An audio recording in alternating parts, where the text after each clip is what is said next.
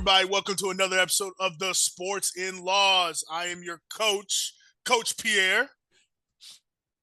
And I am the other coach, Cody Bauza, baseball coach, because baseball's starting now. Hey, and I know this man is excited. We have we'll talk a little baseball near the end of the podcast, but we got to start off with the big news, which is the Super Bowl just been playing, and unfortunately, we will not be having a Bad Bunny discussion. We both, so we'll stay out of that realm. We're, we're we we'll keep our politics to ourselves, I guess. Yeah. um, but in the meantime, the Seattle Seahawks defeat the New England Patriots 29-13, and as we had predicted, the under on points was definitely what should have been taken. And I posted a video on my channel about taking the points +5, and yeah, if you did +5, if you did +10, shoot, if you did 14, you would have still been okay. So, um, congratulations to the bold ones out there. Coach, what you as we started off, you were telling me a little bit about you kind of fell into the Patriots hype as the week fell along. So what happened? I think it has a lot to do with our last week's guest and Soup. That had a uh, lot to do with it. Just continuing talking to him and uh, everything. And is like, this is it. I don't know how I want to word it. It's almost like the Patriots have just fell into a perfect situation. It's like Vrabel's going to coach them well. Their uh, defense is going to stand up, and just Sam Darnold's, past with against the Patriots, seeing uh, ghosts and all that, and then ultimately it turned into Drake May seeing ghosts yeah. out there. I just think I let the Patriots biased around me get to me, and then I think I was also following the Tar Heel vibe train after beating Duke on uh, Saturday night. And then I was like, Drake May's a Tar Heel. I said, I got to go with him. So I rode with him, and ultimately it failed. ooh. I as I was telling you, as I kept watching the film, I just felt like Seattle was just faster and stronger up front and in their secondary, especially on defense. I was really impressed by the Patriots' ability to defend the run. I thought Seattle was going to be able to run the football for 200 plus. I mean, they still ran for. Hold on, I want to give them their credit. They still ran for 141, but Mm-hmm. that I so but none of those were big runs. You know what I'm saying? Like the longest run was 30, and Unless you count the Kenneth Walker almost touchdown at almost the end. touchdown. Yeah, I mean, and, yeah, and it was a hole, but it's also like, come on, man. Like that wasn't it wasn't blatant, but it is what it. I yeah. digress. Again, I've had my issues with refs for a long, long time, and I won't dive into that. But even then, I was really pleased by watching this Seattle Seahawks team insert their will on the New England Patriots. And as the game continued on, it just felt like the Seahawks were driving. I'll put it this way: it was like, hey, I know I'm playing my little brother right now, and I could go.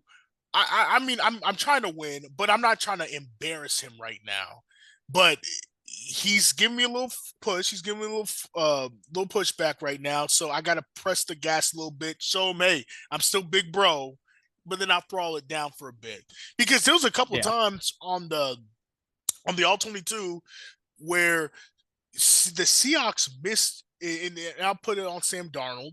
He missed a couple throws to where it could have easily been 35, 42, even 50 plus because and on the film, I mean, the man's pleasant, he's happy he won, and hey, you are a Super Bowl champion.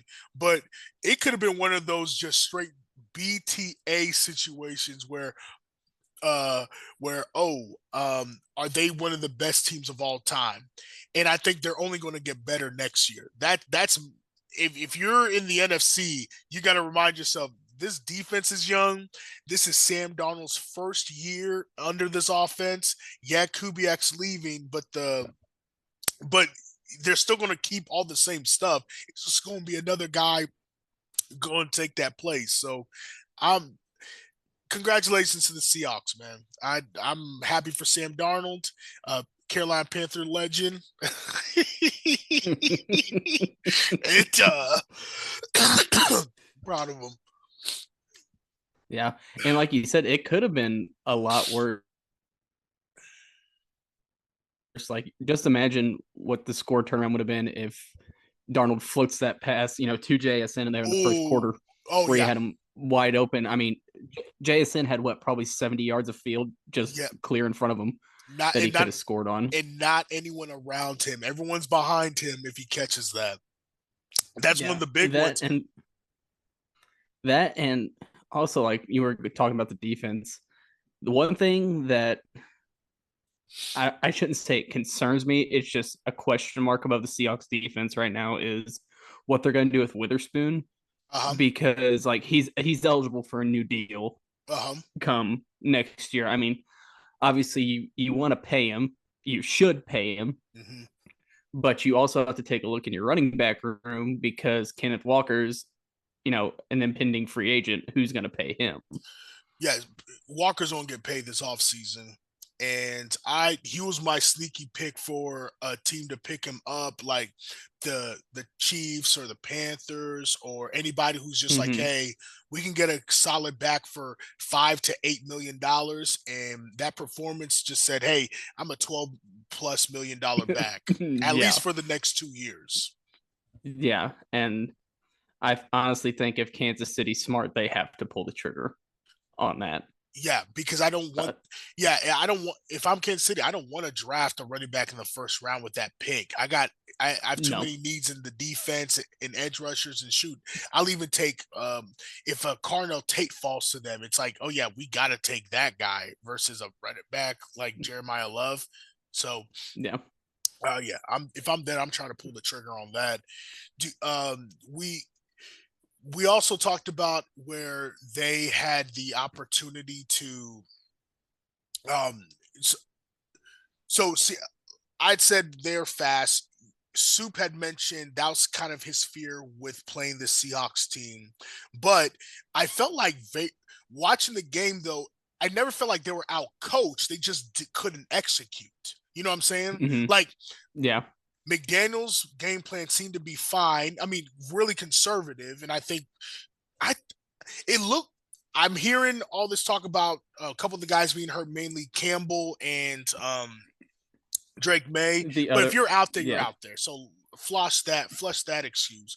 But just their inability to execute on the offensive side really shocked me. And I for sure thought they would run at least a couple trick plays to kind of get some things going. They kind of had an end around set up, but other than that, it was just, hey, we just don't want to lose they kept playing like they didn't want to lose the game instead of winning it. right. And I know you're playing with a young quarterback, but that's what I kept telling myself when I was watching this game, where I was like, this isn't the old New England Patriots with Tom Brady and Bill Belichick. No, Like that's obvious. Like the boogeyman isn't there on the other side, so you're playing a mortal. You're not playing a superhuman or anything like that. You're playing a mortal, and he can bleed. So you keep playing good defense, and I hate to admit it, and I'm gonna vomit saying this, but it just made what Brady did even more impressive, because that's a game where you could totally see them come back and win or have a really good mm-hmm. opportunity at the end to win, just because it's, hey, I just happened to see what you guys were doing. I finally figured it out, and I'm going to go ahead and make a play. And Drake may get to that point, but right now he looked like a second year player, and I don't think he's bad, but now the talk is, well, um, I still take Caleb Williams. I still would take Jaden Daniels, and he was second in MVP voting, and it's only because of Yeah, that game. You know what I'm saying? Like that's how yeah, crazy everything is. yeah, and like you said, I don't think you can't pin it all on Drake May, because, like I said, it's a second year quarterback, and hats off to him. He played what? Let's see, Super Bowl would have been his fourth postseason. Yeah, fourth postseason game, and he played four top 10 defenses. Yeah. Too, as ultimately, I'll call him a glorified rookie because I mean he didn't play all too much Okay. last year. So, like, he obviously doesn't have that rookie status, but he's essentially that's still kind of what he is. And everybody wants to talk about the schedule and everything. And it's like those are just defenses that he hadn't. Even when they played the Bills, like the Bills defense wasn't, any of these teams that they played in the postseason Right. caliber wise anyway. The best part about the Bills is obviously, Josh Allen in the offense, which Drake May has Yeah. nothing to do with that. I will, props to Christian Gonzalez. Like without him, that game could have been, again, 14 to 20 points, heavier. Yeah. Yeah. Like even though he didn't have an interception or make like, but his ability to just, and I forgot how long he is too. So that was a Yeah. sneaky thing about him where it's just like, oh, I'm not only am I fast, but I'm long and lanky, and he had to be long and lanky in this game to stop a couple of those passes. Now, Mm-hmm. there was the one to Shaheed that Darnold threw was on the dot. He just made a play. The one to JSN down by the end zone, I'm going, Darnold, you got to lead him more out there. Like Yeah. he Jason had to stop, and that was just enough for Gonzalez to catch up. And and a and I'm not harping on like I don't view Sam Darnold as a top 10 quarterback, but I appreciate his resilience. There's something to be said about that. Now, I mean, I've said that multiple times. Like I respect guys who've been battered down and pick themselves up and still find a way to have success, especially in the NFL. Especially when, in years past, that dude would have just been a glorified backup for the rest of his career. Yeah. And um now he's a Super Bowl champion and his deal is pretty reasonable now looking at it. So you're going, okay, what other pieces can we add? Is he willing to restructure, do a little bit more money up front so then we can sign some more guys? Like it's a real good situation if you're Seattle. I I'm I'm yeah, I'll stop there. I'm really I just it this is a hard game to talk about because the analysis it was just so blatant. You know what I'm saying? Like I Yeah. like the one team's defensive line was dominant. The Patriots defensive line was was consistently well, but Darnold was able to get out of sacks, make a few plays, or just avoid the costly turnovers. The Patriots defense stepped up really well. And again, that's just coaching to where they had an understanding of what they wanted to do. They just could not execute at certain times. Their Yeah. So offense, it's like you Sam Darnold kind of did things you expected Drake May to do mm-hmm, in that situation. Like you said, moving around the pocket, escaping sacks when he had to.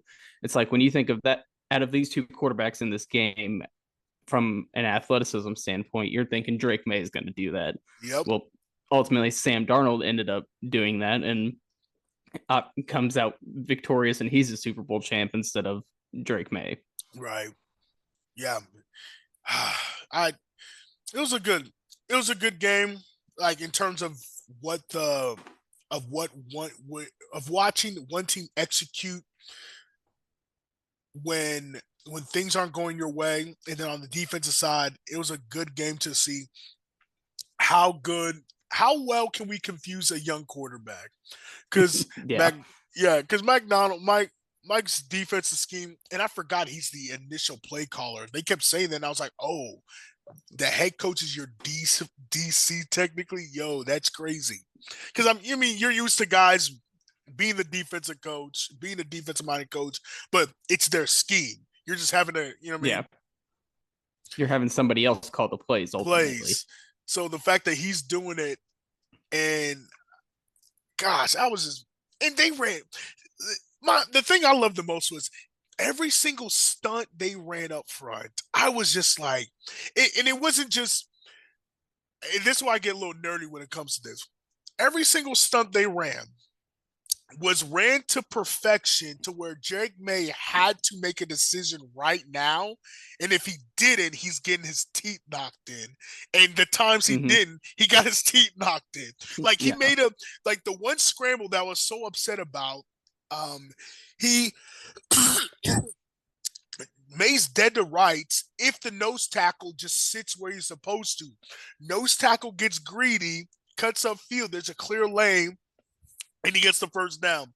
And you know what I mean? Like, hey, it is what it is. But beside that one, I was just like, gosh, that's defensive football when you run a good scheme like that. And I know that's hard, man. That is just hard. And I was just excited about the defense. Like that's why I get nerdy. I'm excited about the Yeah. defense. Yeah, because I mean, like obviously, you kind of figured that New England was going to come in kind of run heavy against Mm-hmm. the defense, and they couldn't run the ball. I mean, Drake May ended up being the leading rusher with 37 yards. Yeah. So you kind of felt like Stevenson would have, with all the success he's had this postseason, was, I don't want to say due for a big game or due for a bad game, just because of the type of player he is. But you obviously expected a little bit more out of him, whether it's, you put it on him or if you put it on the Patriots offensive line. Mm-hmm. But like with the Seattle's defensive scheme, if you can stop a run with two split safeties, you're in a good spot. Yeah, it's gonna be a long day for you. A long day. And then they played with them playing the Rams and playing the Niners twice. It's like we've seen the better defensive, Yeah. we've seen better run games than you guys. So we're you know what I mean, like we'll move the safety down if we need to, but we shouldn't have to. We all of our No. guys can play pretty well and pretty flat down the line of scrimmage. Um, Speaking of offensive line, Will Campbell. Well, I felt bad for him until I saw that he didn't go out for the press conference after the Super Bowl. And that just rubs me the wrong way. Cause I'm like, bro, I get it. I get it. You're a professional, man. Like Yeah, that's this isn't college anymore. this, yeah, no, you are a professional. You're getting, you were a top, I, I know for sure top 10, but Will Campbell draft pick. Do you remember what pick he was? I want to say like 9. Fourth. 4, so it was even higher. Four. Yeah, dude. Okay. Come on, man.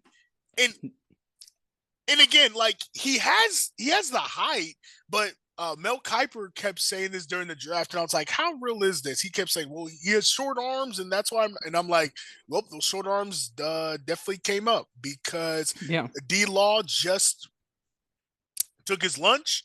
Uh, Yeah. a buffet took his lunch. Like there was multiple. Everybody's taking his lunch. Everybody, Yeah. and I get he's a rookie, but yo, you've got to just own up to that. And go, hey, I play better. I It makes me think At least of, come out and say something to that nature. yeah, it. I Yeah, man. I didn't like that. You're a professional, man. You can step up and you can say something. You can. We all know you didn't mean to hurt your get your quarterback killed, and Yeah. we're aware of that. Like, but Yeah. we still want you to say that. Yeah. And kind of going back to like when you said like it's a different Patriots team, like whenever it was Matt Collins, whenever Matt Collins scored that late touchdown and turned it into a 2 possession game. In that situation, like I was talking to Soup about it. He's like, even in that situation, I was like, all right, we're fine. Like now we go. He said, but there was still just that kind of little voice in the back of my head, just reminding me this kid isn't Tom Brady. Like if Right, it's Tom Brady, then you're really excited at that right, point. I don't want to say you like where you're at, but you're okay with it. right.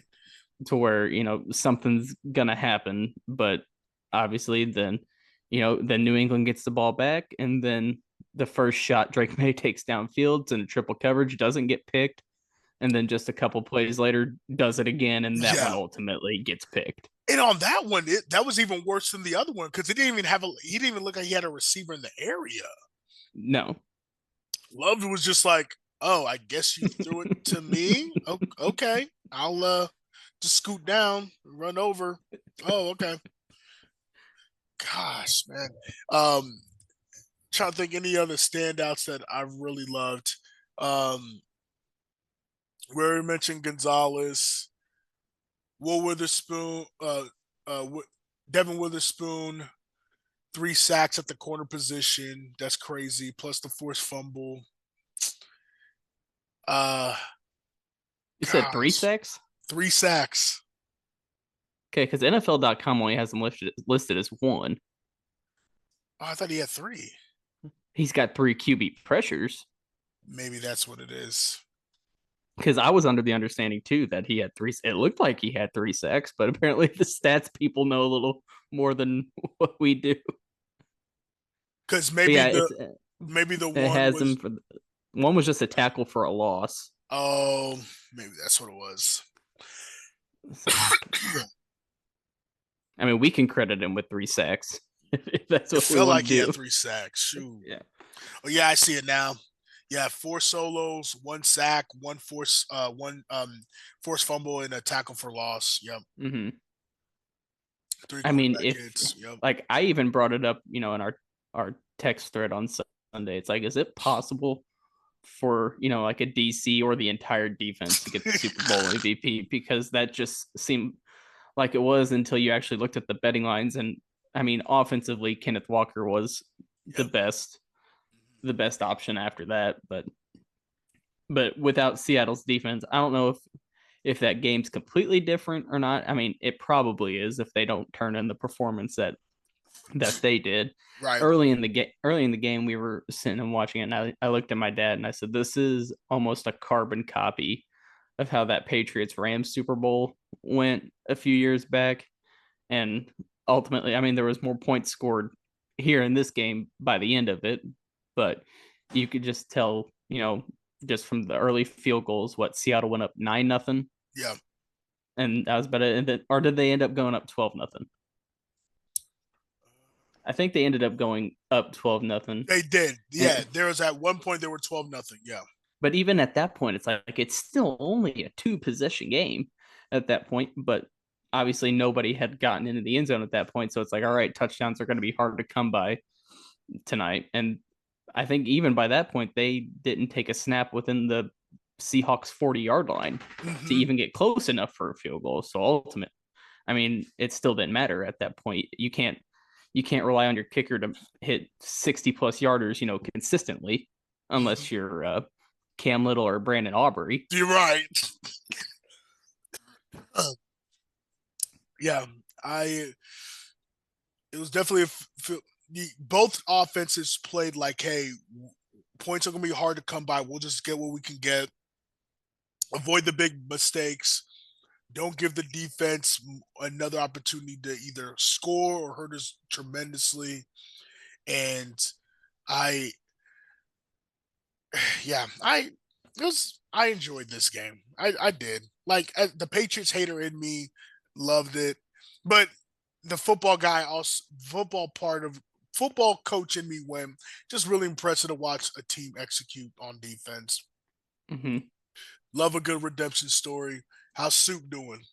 I, I almost texted you, but I was like, I'll give him a day. I'll give him a day. So I finally, well, first he texted me like late. I'll even say it was early Monday morning, late Sunday night. He said, "Alec Pierce, welcome to New England." I said, "Since you're in an emotional state right now, I will let this one slide, but don't say it again."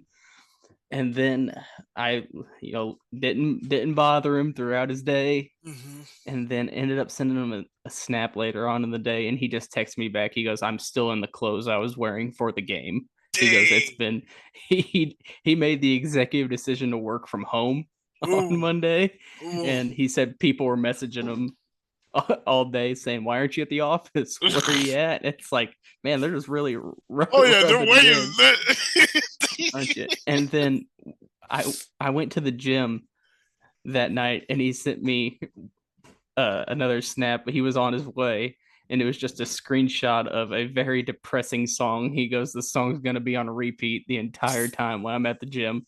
I looked up about 5 minutes later. I waved to him, and he just put down his head and walked straight to the locker room. So it's like, God. but it's I understand.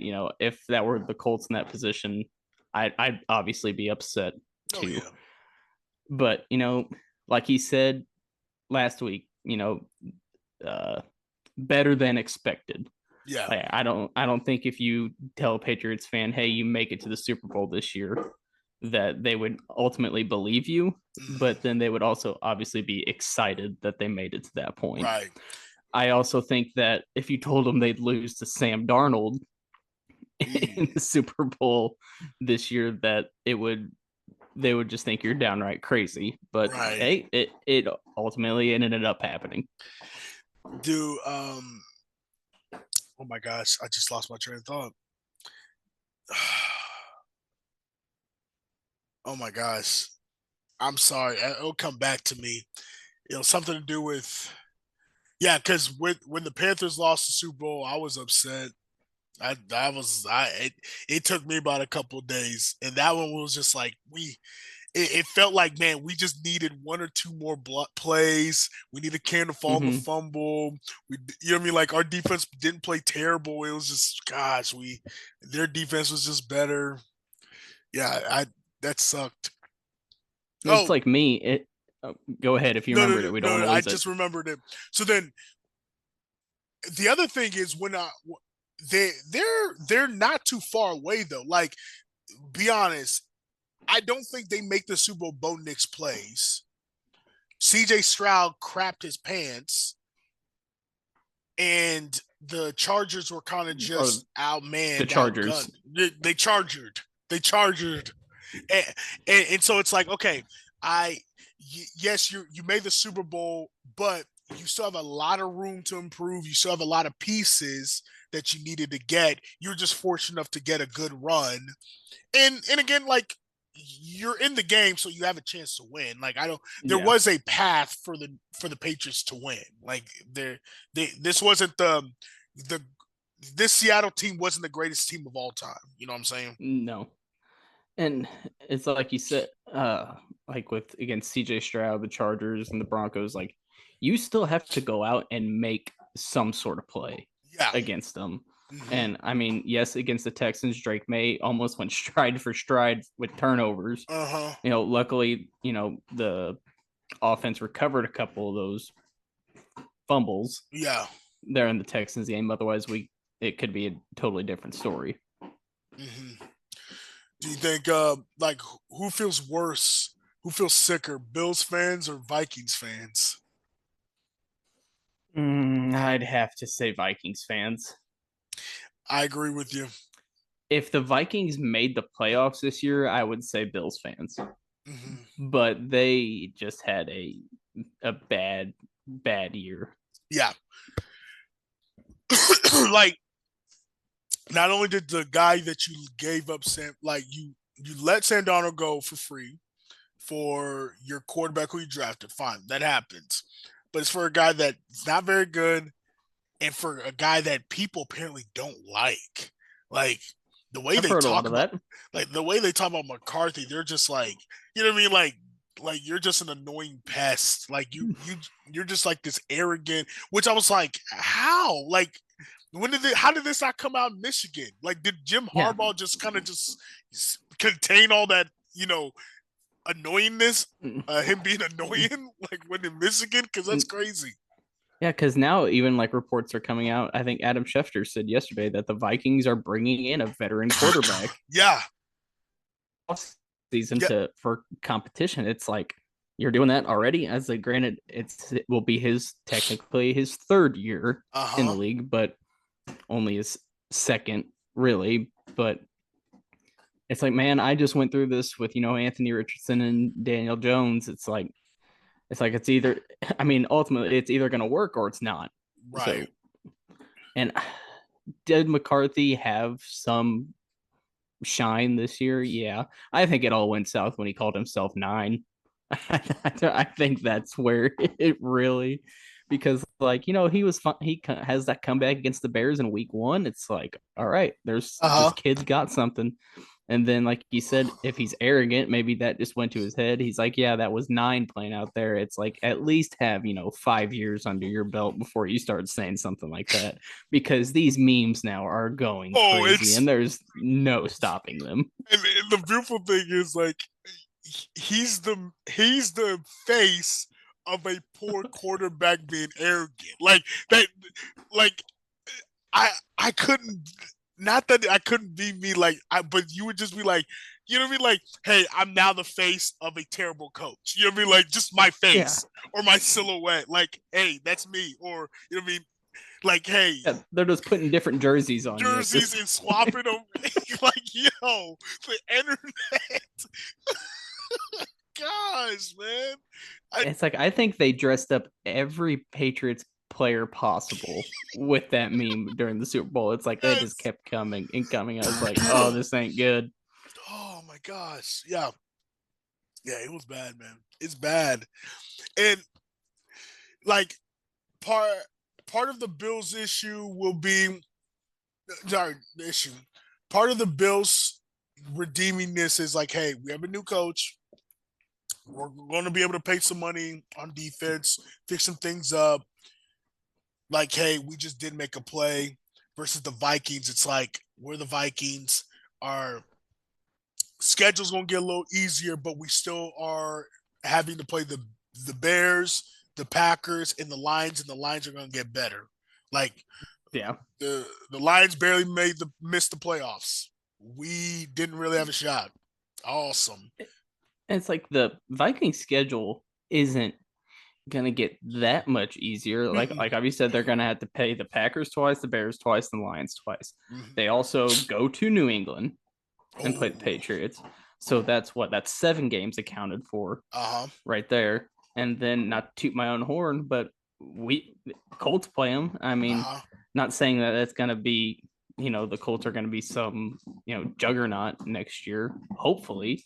But I mean, you see what happened this year with them. I mean, it just, you'd have one stretch where you think you're good, but we all know those division games are going to be sprinkled throughout the year. It's not like they're going Yeah, to get them all over with at the beginning half of the season. And it's like, all right, the rest of the year we kind of coast through our schedule. It's like, no, you're going to play the Bears, Packers, and Lions probably within the first, what, probably 6 weeks. uh huh. And then you're probably going to end the season with those 3 as well. That's tough. And if you go Gosh, 0-6 in those games, you're you're done. screwed. You're done. You're done. Oh man. Um. So in terms of for me, the Panthers, there really hasn't been a whole lot of news of late. Everybody's still the same. Um, I haven't heard anything of note. Right now, I'm just looking at different positions. I just wrote a couple articles about free agency acquisitions for the defense side. I'll do something on the offensive side this week. Um, so I was going to ask you, but we'll get to baseball in a second. Any So last if we thing? want to go like the Colts Oh wise, yeah, yeah, like, yeah, yeah. I'm about to. Yeah, I'll shift over to you, Colts, baby. What? so all indications is that Daniel Jones is already has a deal. It's just waiting to be announced. Oh, okay. So like, because everything the Colts have been putting out, like social media and everything, it's saying like, the captions like QB1, like quarterback of Yeah. Indiana and all that stuff. And then there was a report that Schefter came out with earlier last week that said the Colts' main priority is re-signing Daniel Jones. And so, if they're, in my eyes, if they're marketing him like this already, granted Right. the league year technically isn't over Uh huh. yet, but in my eyes, it's like there has to be a deal done somewhere. Right. It just can't be announced yet. Okay. So my prediction is, as soon as NFL free agency, as soon as that timetable starts, is that's going to be the first thing that the Colts announce. Okay. How any? Because I knew they're gonna use their franchise tag. I think they're gonna use it on Pierce. Okay. Any predictions on how much and how long? For Jones, Yeah. I mean, from all the reports, it was long-term extension. So I'm thinking at least my 4 year 200 million might be Oh correct. wow. And if that's the case, you can probably kiss Anthony Richardson goodbye Yeah. from Indianapolis. And it wouldn't surprise me if that, I know he's not a veteran, but can provide competition to JJ McCarthy. Uh huh. I could see that being a landing spot, either that or him going to LA and backing up Stafford. Uh huh. Yeah, that Because would I be. think the Colts saw enough in Riley Leonard in the 2 games that he played and how he just performed, in practice and everything, that he's your backup going into next season. Mhm. With almost the security blanket of, hey, I mean, if Jones is out, then he's out, and we can kind of rely on a guy who kind of fits more the mold anyway. Which again, it goes back to what the Colts were doing with why wasn't Riley Leonard given that opportunity over Philip Rivers? But we've talked about that plenty enough. I Plenty can't wait enough. for this league year to be over. Oh. Any last things before we shift to baseball? Yep. The Max Crosby news kind of surprised me What happened? that he wants out. He doesn't care what they put in front of him. He wants out, which I mean, I don't blame him. Yeah. But everything last year, when it came to like trade deadline, even before the season, he's like, no, I'm a Raider for life. Uh huh. So did just the stuff at the end of the season finally just did it just finally rip the band-aid off, and it's like, Yeah. just get me out of here. hmm Because when you because their roster set up to where even if Mendoza is a dude, you're only going to win about 5-6 games. Like it's not a At the at the most. most. You know what I'm saying? Like it's not going to be a oh man, if they get the right guy, quarterback position, Yeah. they can really make a run for the playoffs. It's like It's not no, gonna be a Jaden Daniels in Washington situation where they go to the AFC championship uh his first year. uh because there's way too many other teams like Tennessee. Tennessee's a team where I'm going.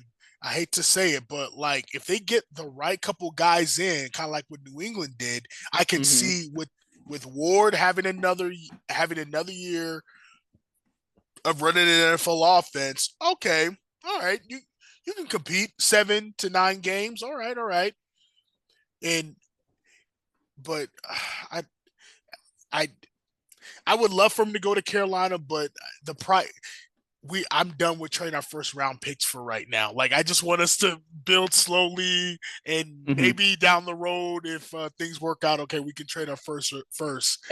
And we have no first round picks to trade anymore. Yeah, So yeah. it's like unless that 2028 first round draft pick is enticing, which brings up another point that Schefter brought up, is that so when you trade picks in the NFL, you can only go 3 years into um, the future. There's apparently some heavy push to extend that to 5. So if that's the case, then it's like, so if you just say 5 years from now, so you'd be trading your 2031 first yeah, round picks.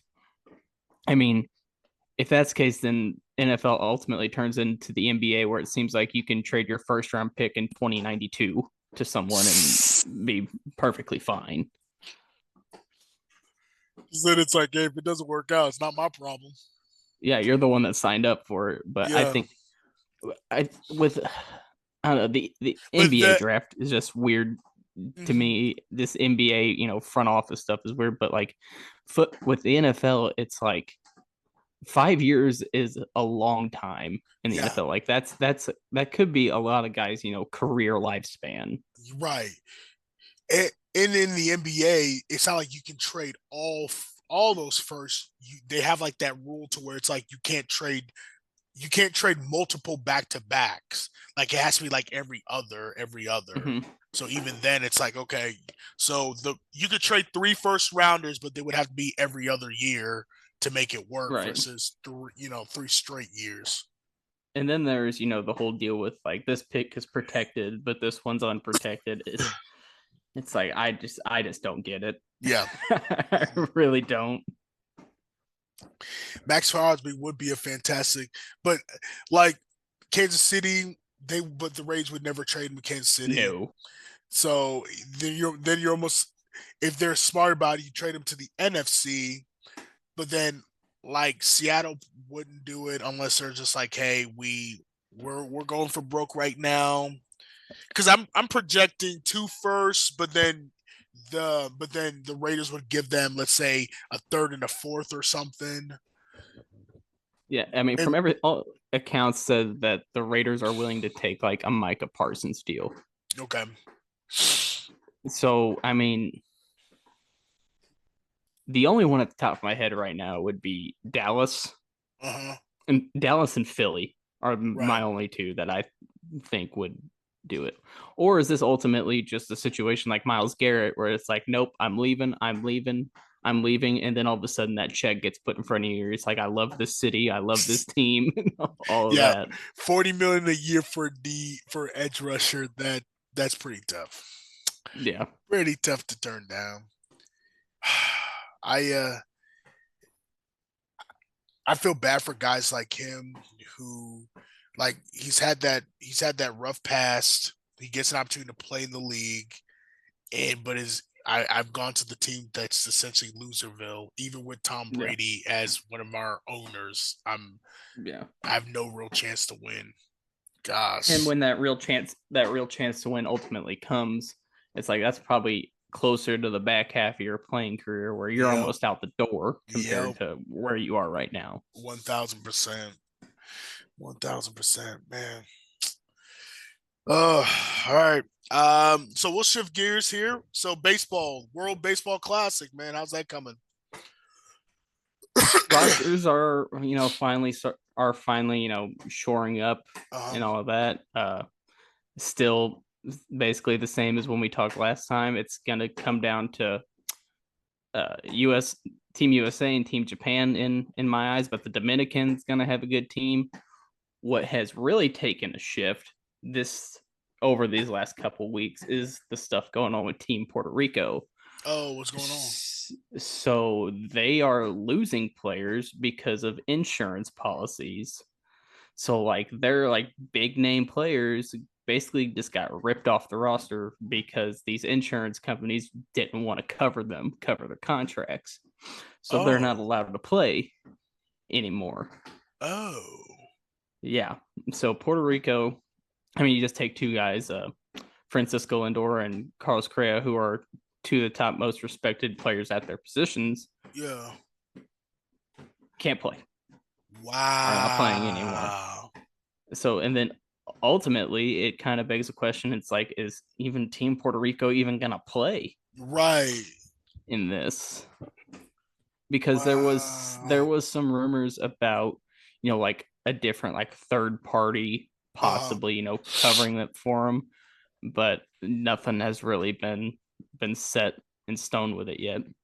When is the deadline for that? I mean, honestly, your guess is as good as mine, Okay. but I would assume it'd have to be soon Okay. because I mean, heck, games start here in the next couple weeks, especially with Uh-huh. pitchers and catchers reporting today. Man. Yeah, it's a weird situation. So then why only Puerto Rico's having this issue? Like, Let's see. I'm not sure. I don't know why. I think mainly it's just I bet everyone has this situation. It's uh-huh. just affecting Puerto Rico more. Oh. Let's see. Players turning 37 by February 24, 2026 were denied insurance coverage, rendering them ineligible to play. That's just one player for Okay. that case. For the 2026 World Baseball Classic, insurance for player contracts is not permitted once they turn 37 years old, according to reports from late January 2026. So, Okay. okay, so if I look at by this, it only affects players that turn 37. Uh-huh. Why are these other players affected? Because with Javier Baez was another one who's ineligible to play for Team Puerto Rico, Uh-huh. and it was due to a marijuana deal Oh, that is a legal drug in the MLB. yeah. Like there's no repercussions for it. And this happened 3 years ago that he had something to do with it. I don't think like it was a criminal charge or anything like that. Just something happened Uh-huh. with it. And apparently it's against WBC guidelines. So he's ineligible to play this time around. Oh. Yeah, that's a strange situation too. Oh my Because like gosh. MLB has really no issue with Right, it. they're like, yeah, it's fine, guys. Yeah, We yeah, won't advertise it. No. but the WBC has turned into prime Stephen A. Smith with them yelling "Stay off the weed." Stay off the weed. Exactly. So Oh. just the rule differentiations between WBC rules and MLB rules. There's gray area. There's things I really don't understand because I don't see how, because like this only happens, once every 3 years. Right. How the biggest baseball organization in the world can be okay with it, but you guys are like, no. Yeah. Yeah, it's just a strange situation. But uh, going back, I think like I said, I'm obviously pulling for Team USA. I think they'll definitely be the team to beat, Yeah. especially with the roster that they've been putting together and bringing back some old guys from last WBC that probably won't get much playing time like they did 3 years ago. But just good to have veteran presidents presence, guys that have been there before, guys that done that, and all that. That'll be fun to watch. Okay. Okay. Um, little shift to the MLB. So then, obviously, spring training's around the corner. Have guys reported yet? Yeah, pitchers and Oh, catchers reported today, they report today. Okay, that's why. Just wanted to but make sure. that's just a official day. Like pitchers and catchers, everybody's down there. Like everyone's there. It's not just your pitchers and catchers. Everyone's there. It's just the official report date for pitchers and catchers. Everybody else doesn't have to be there till Sunday, but Okay. the guys are there. If not, they've probably been there for a week Okay. already. Any inside scoops about your Cardinals? Anything for us to look out for this? So with the recent trade, the Cardinals just traded basically their last veteran key piece, Uh-huh. Brendan Donovan, to Seattle. Mm-hmm. What they got in return is kind of unique in a sense because it's been rumored since last trade deadline if Donovan was going to get traded. Didn't get traded at the deadline last year, got traded late in the offseason this year. Okay. It was almost like how much value does everyone put on Donovan? Like not a lot of people put as much value on him as what the Cardinals did. Right. So, but ultimately they got two of the Mariners' top 11 draft picks for him. They got another guy from Tampa, and then two comp B picks, which is basically second round draft picks.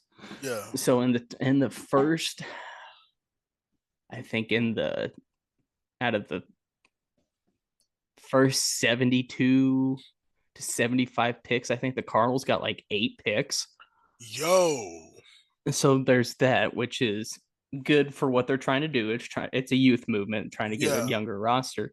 But the headliner, other than Donovan in this trade, was the kid from Mississippi State.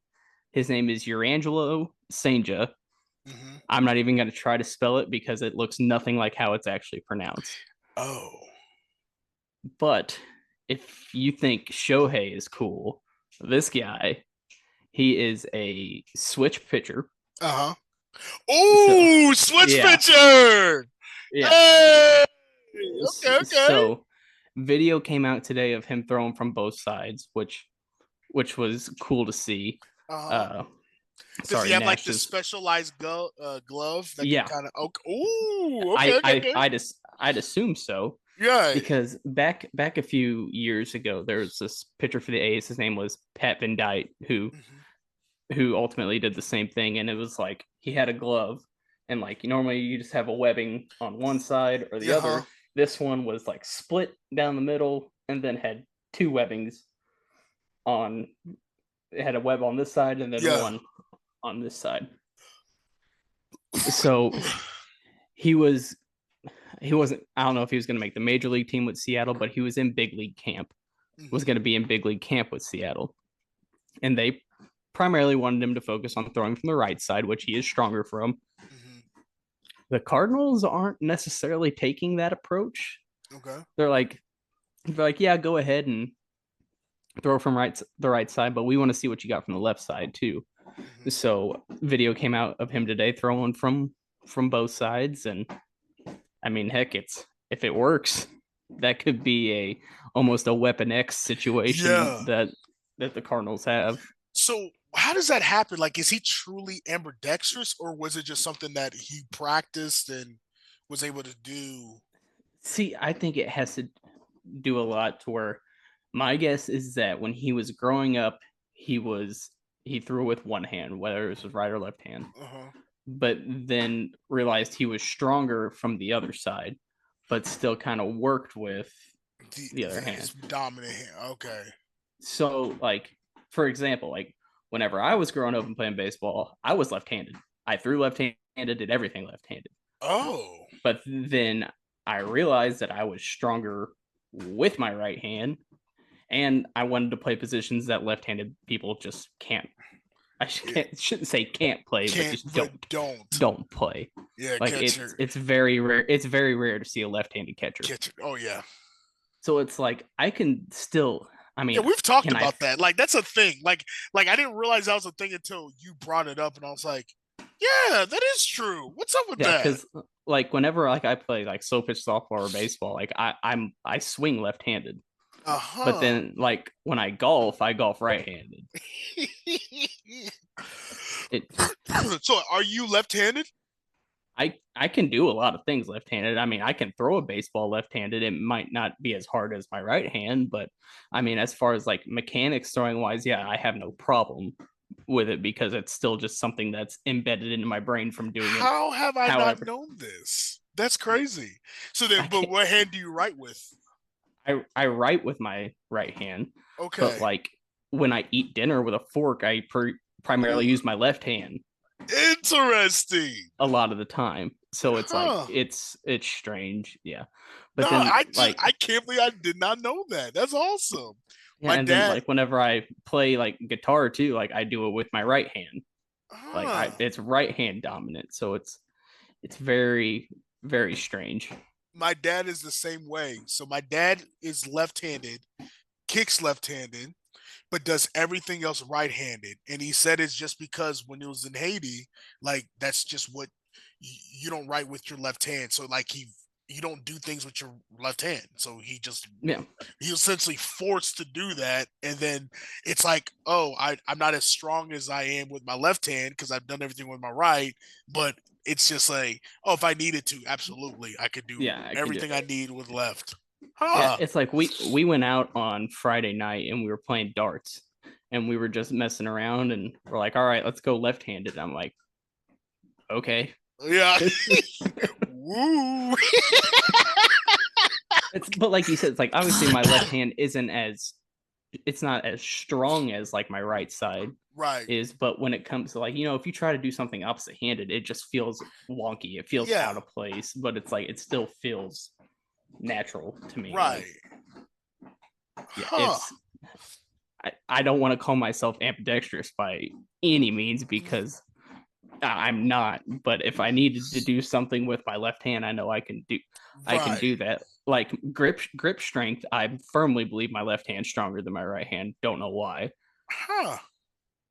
Like opening jars or anything Yeah, you're of just that like, nature. Yeah.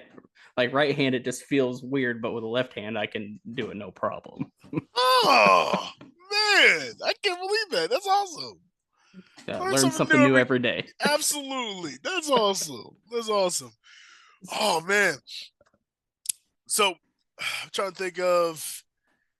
Sorry, trying to get back to the convo. We had, golly, yeah. So that's cool about the glove, though. That's awesome. Yeah, and like a point that was brought up, it was on one of the St. Louis like radio shows. They're like, so like with all these pitchers having like Tommy John surgery and UCL problems, so say he goes out and he has something wrong with his right elbow, like Mhm. needs surgery on his, so like can he still pitch? Like can he still go out left-handed and still? It's like I see where you're going with it, but I don't think that's how that works. No, they're gonna shut that man down. Shut Yeah. him down. Oh, you looking at the schedule? Do you know any games you'll be able to pop in? Use your media pass? Anything like that? I'm hoping for quite a few. Okay. This just to kind of with scheduling and all of that. Obviously, whenever the Cubs come to town, we'll be there Mhm. for that one with wife being a Cubs fan, the whole family being Cubs fans, and all that. I know we talked about going to Wrigley this Uh-huh. summer Yep. too, and then I want to go to Kansas City. I've never been to Kauffman Stadium. It's right It's there, nice. just Yeah. across the parking lot from Arrowhead. Like when we went to the Chiefs game, that was the first time I've ever seen it. Yeah. Oh, okay. So I Yeah, like we got. my parents went to a Cardinal Royal game. I was heck, I bet I was probably 8, 9 years old. So I Uh, didn't make the trip. I didn't make the trip, but like my dad says, and this was before like they put the fountains and everything in yeah. too out there in center field. So I want to go see that, especially because I know there's rumblings now of the Royals wanting to get a new stadium now too. Mm-hmm. Mm-hmm. So if that's the case, I want to get out there before that ends up happening. the the thing I like I'd been to several Royals games before I went to a Chiefs game, and it was just mainly obviously because it was a little cheaper. The Mm-hmm. Royals hardly were ever good, so it was just like, all right, we're gonna have a good time. We're gonna have a good It's time, e- and it's it's a easier to nice price stadium. things out. It's easier to price things out over 162 games compared Yeah, to 17. just yeah, absolutely. So I Coffin Stadium has a little special place in my heart. I'm not a Royals fan, obviously, but it was just a cool little like, hey, oh, they're selling tickets for $10. Oh yeah, we can do that. And Yeah, food's like half price. Oh yeah, we can do that. yeah, So like that's the thing I wish baseball advertised more with those. You know what I mean? Like because that's the thing where I think sometimes people forget. Even like again, Kansas City a little different than let's say St. Louis. I feel like St. Louis lives and breathes baseball of mm-hmm. how in it the Cardinals have consistently been, but just around the league in general, it's like guys, if you want a good cheap date, go. This is the place to be. Yeah, Uh, yeah. Because I know whenever I was in college, just going to college just right across the river. uh-huh. So I think the Cardinals do it again. I think they just started it back up, but they had this thing called the Redbird Express. It Mm, was basically like a metro shuttle uh, from the mall where our college was uh-huh. to the stadium. It was a $5 round trip ticket. Ooh, Take you to the game, and then you can get there 2 hours before game time, and then last bus leaves the stadium 45 minutes after game ooh, time. okay. And so, like when we were in college, we were buying tickets for like $8, Uh-huh. then paying the $5, transit ticket. So that's okay, $13 there, and then getting whatever at the game, between food and drinks and whatever that. So it's like, Yeah. well, we went to a major league game for under $50 Yeah. many times. Oh yeah. And even having the minor league team around here, this Springfield Cardinals has been pretty nice. Mm-hmm. So and those tickets are relatively cheap. But like, you know what I mean? Like there's a difference between the minors and the majors and Mm-hmm. like just seeing like major league grass, you're just like, this Yeah, is freak like you know what I mean? Like that's the dad in me too. Like, look at that lawn, look at that grass. Yeah, grass. grass. Yeah, trust me. It's like I'm not a dad yet, but I can feel like the dad urges inside my brain because it worked at a golf course. It's like Uh-huh, that's nice uh-huh. grass. Man, they look at that blend they're using. That's great. Oh. Are you able to since you worked at the golf course quite a bit for uh, are you able to know or see like, hey, this is the kind of seed they use or the kind of grass? Oh. Yeah, it gets burned in your head pretty quick. My gosh. Oh man. Yeah. But like going back to like the Springfield Cardinals, like with the Cardinals, just how their roster development is now and how everything is just structured. Whenever we make trips down there, like during the summer and everything, I would like to try to get to a couple of those games down there just to see, the hype. Like I can read all the hype about these guys, watch all the highlights I want, Right. but when it comes to seeing them in person, that's a whole different deal That because who knows whenever I'm going to see him in St. Louis, it correct. could be 2-3 years down the road. Right. Yeah, that's a good little article for you too, where it's like, hey, I Mm-hmm. just saw X, Y. I saw these two, three prospects. That do you think it? Do you think the risk of them being traded, though, if they are successful, or will St. Louis just try to keep them? Not, I don't think the risk is high right now, especially with whatever we're going to get in 2027. Okay. So obviously this year basically every prospect is safe. Uh-huh. Now, if the guys that are in the big leagues right now are having success, or the guys that are like on the doorstep of coming up Hmm. are having success, I could see them staying. But then, those younger guys who have the potential just aren't quite there yet. And just depending on how the Cardinals are competing in, let's say by 2029, Hmm. that's a different story. I can start seeing them because at the beginning of this offseason, the Cardinals came into baseball with the 19th ranked farm system in Major League Baseball. Well, after 2 months, now they have the second best Oh, after just a few trades here and there and yeah. just the moves that the new front office has made. Okay. And then also with having that, those 6 to 8, I don't remember which number it was, if it was 6 or 8 picks in the first 75 picks, that's only going to boost your farm system status as well. Absolutely. No, that makes sense. And this year's college baseball draft is loaded. Who's the who's the top couple of prospects? You, a lot of, a lot of guys from Texas, I know off the top of my head, can't think of I know positions, Right. but like MLB draft is so strange because you're not just dealing with college, you're dealing with a lot of guys who are international Hmm. too, and then you're also dealing with a lot of high school guys too. Okay. So it's like let's just say uh, a kid that I played against my freshman year of high school. His name's Tanner Houck. He went to Collinsville. I don't know if you know where Collinsville is. It's kind of like by the Fairview, St. Louis. It's that Metro East Yeah, yeah. area. It We kind of gets we've driven by it. That yeah. that that He I see the name on the billboard, or not billboard, yeah the the signs. Yeah, interstate sign. Yeah. yeah. So he's one of the game's most upper half pitchers. Like he got drafted out of high school and now he plays for the Red Sox. I don't remember if he ended up going to college or Hmm. not. I think he did. I think he got drafted by the Blue Jays, turned it down, went to Mizzou maybe, Oh, okay. and then I'll have to look it up. But I know he pitches for the Red Red Sox Sox. now, and he's one of their main guys. Let's see here, Tanner Houck. Let's see, he didn't pitch much last year, but he was hurt a lot of the year. Yeah, he ended up going to Mizzou and then got drafted by the Red Sox. Okay. And then there was another kid. His name was Seth MacFarlane. Played against him. He committed to Arkansas his freshman year of high school. So Oh, like this guy was a dude.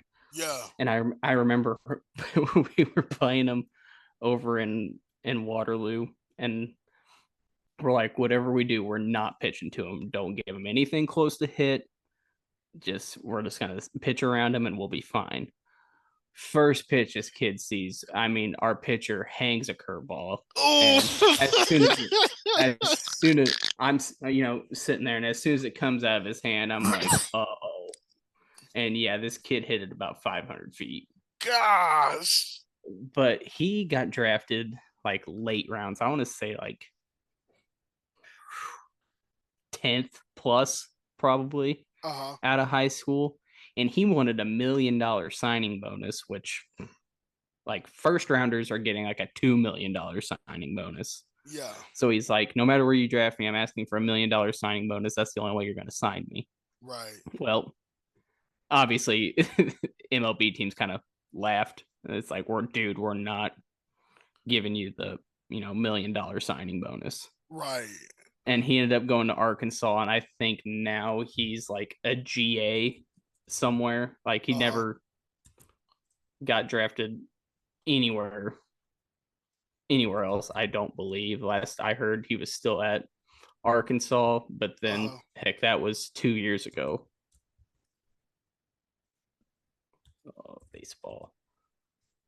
Let's see if I can even.